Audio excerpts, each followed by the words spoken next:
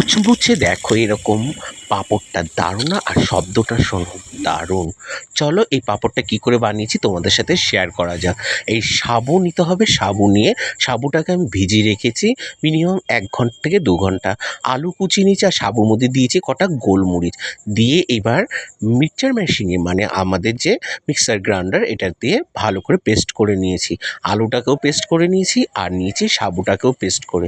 নিয়ে এটাকে দুটোকে একসঙ্গের মধ্যে দিয়ে এইখানে দিয়েছি সন্দেক লবণ আর একটুখানি দিয়েছি আমি, দিয়ে ভালো করে এটার মধ্যে মিশিয়ে নিয়ে একটু জল দিয়ে সমান পরিমাণে দিয়ে তুমি গ্যাসে বা উনুনে টকবক করে ফুটিয়ে নিয়ে তারপরে তোমরা এই এক এক করে রোদের মধ্যে একটা প্লাস্টিক পাতিয়ে নিয়ে এইভাবে তোমরা দিতে পারো। যেমন আমি থালায় দিয়েছি আর দিয়েছি একটা প্লাস্টিকের উপর দিয়ে।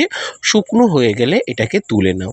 তুলে নেওয়ার পরে তারপরে গরম গরম তেলের মধ্যে এটাকে ভাজতে হবে।